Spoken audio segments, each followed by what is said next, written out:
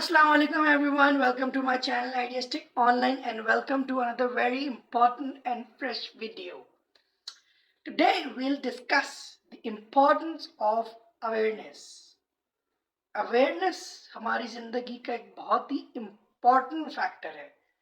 अक्सर औकात हम इस फैक्टर को इग्नोर करते हैं, जिसकी वजह से we create different or sometimes wrong perception of something. एक परसेप्शन अवेयरनेस ना होने की वजह से कितना इफेक्ट करता है, we'll discuss this in details in this video. So now let's jump on to the topic and discuss the importance of awareness. For me, awareness is the most essential ingredients in self-believing.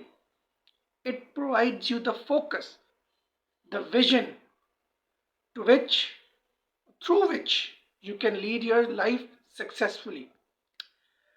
अगर हम किसी चीज़ के बारे में aware नहीं हैं तो क्या हमें उस चीज़ के फ़ायदे या नुकसान के बारे में पता होगा? Let's discuss a simple example. मैं बात कर रहा हूँ, जैसे मैंने अपनी पिछली वीडियोस में की, सेविंग्स की, स्टॉक्स की, म्यूचुअल फंड्स की. अगर हमें इसके बारे में पूरी तरीके से नहीं पता होगा, मतलब अगर we do not understand or are aware of the importance or the main key elements of stocks, mutual funds or saving deposits in the bank. अगर हमें इनके बारे में नहीं पता होगा, हम क्या इसके फायदे या नुकसान के बारे में जान पाएंगे? अब बहुत से लोगों के दिलों में ये परसेप्शन है कि यार स्टॉक्स में इन्वेस्ट करने से नुकसान होता है. No, it's not right. वो लोग यूं बात करते हैं क्योंकि उनको स्टॉक्स के बारे में नहीं पता, वो सिर्फ सुनी सुनाई बातों पे यकीन करते हैं. तो this is what perception is, कि आपने अवेयरनेस के बगैर एक परसेप्शन क्रिएट कर लिया कि यार स्टॉक्स में इन्वेस्ट करने से नुकसान होता है. म्यूचुअल फंड्स तो बहुत से लोगों को पता ही नहीं है, तो यहाँ पर भी इम्पोर्टेंस देखें अवेयरनेस की आई. म्यूचुअल फंड एक बहुत ही अच्छा प्लेटफॉर्म है इन्वेस्टमेंट के लिए, लेकिन due to lack of awareness हम म्यूचुअल फंड्स को ज़्यादा लोग इस्तेमाल नहीं करते हैं. स्टॉक्स में भी लोग घबराते हैं इन्वेस्ट करने से, क्योंकि एक परसेप्शन क्रिएट है कि यार स्टॉक्स में इन्वेस्ट करने से लॉस होता है, विच इज़ टोटली इनकरेक्ट. आप उसकी डेप्थ में जाएं, आप स्टॉक्स की नॉलेज हासिल करें. First, be aware of what stock is and how the investment will be accumulated, और किस तरह से हम उसमें इन्वेस्टमेंट करके अपने पैसे को ग्रो कर सकते हैं. पहले उसको लर्न करें, उसके बारे में अवेयर हों, देन एक परसेप्शन क्रिएट करें. अवेयरनेस के बगैर परसेप्शन क्रिएट करना आपको लाइफ में सक्सेस की तरफ नहीं लेके जाएगा, बल्कि नाकामी की तरफ लेके जाएगा. So to be successful and to be focused in life, you need to know the importance of awareness. Awareness हमें एक फोकस देता है, एक विजन देता है. ठीक है? So we need to understand and we need to be aware of different things. हम पहले कोई भी हमसे कोई भी चीज़ डिस्कस करता है, हम उसके बारे में परसेप्शन क्रिएट करने से पहले हमें उस चीज़ के बारे में पूरी अवेयरनेस होनी चाहिए. कि फॉर एग्जांपल, अगर कोई एक आपका फ्रेंड ये बोलता है कि यार ये फला रेस्टोरेंट है, ये अच्छा नहीं है, इसका खाना अच्छा नहीं है, इसकी सर्विस अच्छी नहीं है, या ये ज़्यादा एक्सपेंसिव है. So before creating a perception on that restaurant, do visit that. उसके बारे में कंप्लीट अवेयरनेस होनी चाहिए आपको कि वाकई ऐसी है कि नहीं है. अगर आप बगैर अवेयरनेस के वो परसेप्शन क्रिएट कर लेंगे तो this is not the solution, this is the end. We need to find the solution of everything, not the end. ठीक है? Similar with the case teachers के साथ भी यही होता है कि यार कोचिंग इससे पढ़नी है, ट्यूशन इससे पढ़ना है, ऐसे नहीं पढ़ना. तो परसेप्शन क्रिएट नहीं करें. ठीक है? अवेयरनेस की तरफ जाएं, हर चीज़ के बारे में अवेयरनेस लेने की कोशिश करें बिफोर क्रिएटिंग अ परसेप्शन। तो परसेप्शन और अवेयरनेस के बीच में एक डायरेक्ट रिलेशनशिप है, and we need to identify that relationship and importance of that relationship. ठीक है, अगर हम उसकी इम्पोर्टेंस को समझ लेंगे सो लाइफ में सक्सेस ज़रूर हासिल होगी। So now let's discuss the three elements of awareness. The said very concept is not new. It's been around thousands of years and it is used and applied by hundreds of people in a range of performance environments. This concept, which is the three elements of awareness, was initially written by Sun Tzu in a war of art in around 500 BC. But it is currently used extensively by many businesses, sports, and military. So, now what are the three elements of awareness? Number one, you should be self aware of yourself. आपको अपने बारे में awareness होनी चाहिए, that what are your strengths, what are your weaknesses, what do you want to do in your life. ठीक है, इस चीज़ के बारे में आपको अवेयरनेस होनी चाहिए। अगर इस चीज़ के बारे में आपको अवेयरनेस नहीं है तो आप लाइफ में फोकस नहीं होंगे,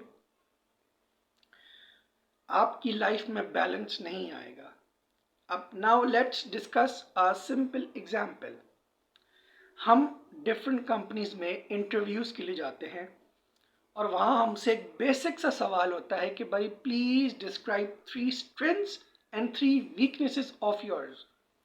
शुरू में तो हम उसको जवाब दे देते हैं, लेकिन जब एक टाइम गुजर जाता है कॉर्पोरेट वर्ल्ड में और फिर हम इंटरव्यूज़ देते हैं तो और फिर जब हमसे ये सवाल होता है तो हम बोलते हैं यार ये क्या बच्चों वाला सवाल है। But this is not a बच्चों वाला सवाल, this is a very important question. अगर उस इंटरव्यूअर को या कंपनी को ये नहीं मालूम होगा कि what are your strengths and what are your weaknesses, then वो आपको यूटिलाइज कैसे करेंगे।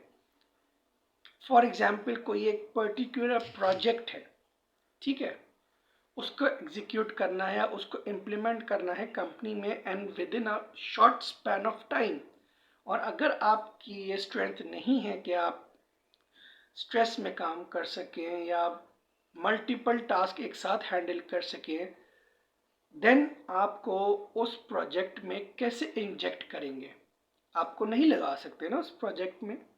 ठीक है, सो दैट्स वाई कंपनीज हमसे ये पूछती हैं कि भाई what are your weaknesses and what are your strengths, so that they are focused. उनको पता होगा कि हम किसको हायर करें और इसकी स्ट्रेंथ्स और वीकनेसेस क्या हैं। ठीक है, उसी तरह हम इंडिविजुअल को भी अपनी स्ट्रेंथ्स एंड वीकनेसेस पता होनी चाहिए। ठीक है, कंपनीज को भी अपनी स्ट्रेंथ एंड वीकनेसेस पता होनी चाहिए to survive in the market. अगर एक for example Pepsi Cola company है या उसके अलावा कोई और बेवरेज में एंटर करता है, कोई और कंपनी एंटर करती है इस मार्केट में, सो उनको पता होना चाहिए उनकी स्ट्रेंथ्स।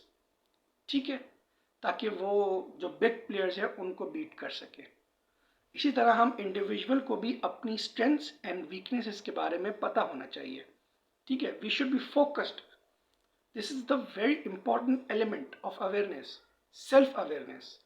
सेल्फ आपको पता होना चाहिए कि what are your strengths, weaknesses, किस चीज़ में आप अच्छे हैं, किस चीज़ में आप बुरे हैं।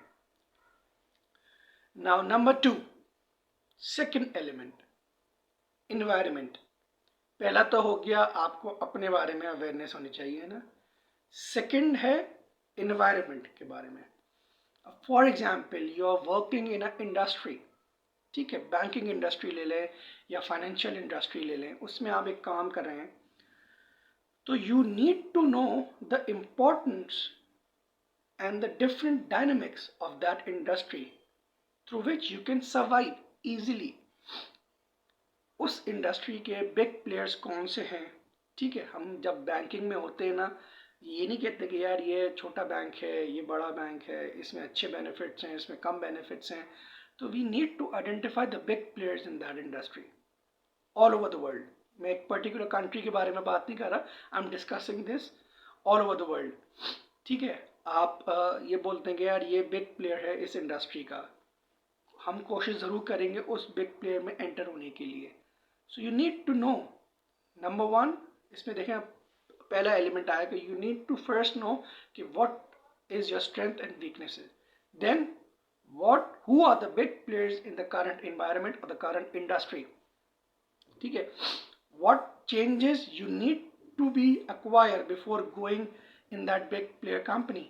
ठीक है, क्या आपने अचीव करना है, किस तरह अचीव करना है, उनकी स्ट्रैटेजीज को, डिफरेंट डायनेमिक्स को हमें अडॉप्ट करना पड़ेगा. ठीक है, this is what the awareness of environment is. जिस इन्वायरमेंट में आप काम करें, यानी कि जिस इंडस्ट्री में आप काम करें, उस इंडस्ट्री के डायनेमिक्स के बारे में आपको पता होना चाहिए. ठीक है, तभी हम उस मार्केट या इंडस्ट्री के बिग प्लेयर्स में एंटर हो सकते हैं. ठीक है, so now first one is self awareness, second one is environment awareness. ठीक है, नाउ थर्ड वन इज आपको आपकी एनिमी का भी अवेयरनेस होनी चाहिए. This is not common.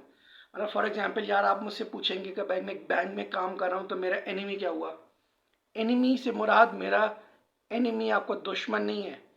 Enemy से मुराद मेरा ये है कि अगर आप किसी एक कंपनी में काम कर रहे हैं और आपके साथ आपके कोलीग्स हैं, ठीक है, उनके बारे में भी आपको अवेयरनेस होनी चाहिए कि what are their strengths and what are their weaknesses.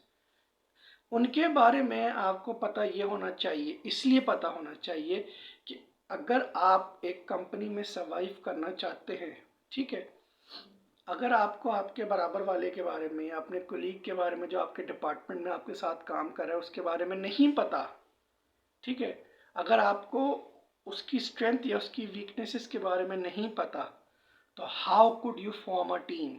ठीक है, अगर उसकी स्ट्रेंथ्स आपसे ज़्यादा अच्छी हैं, ठीक है, और वो अच्छे से परफॉर्म करता है उस डिपार्टमेंट में और आप नहीं कर पाते, तो this is also a concerning factor for that individual.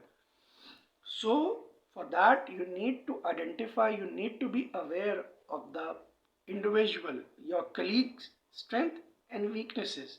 ठीक है, ताकि सिर्फ ये नहीं कि वो आगे ना निकल जाए, एक टीम वर्क के लिए भी ना, कि यार अगर एक टीम प्रोजेक्ट है एंड अब मुझे मेरे साथ वाले का नहीं पता कि इसकी स्ट्रेंथ्स क्या है, इसकी वीकनेसेस क्या है, और उसको ये नहीं पता कि मेरी स्ट्रेंथ्स और वीकनेसेस क्या है, so that project will never be ended.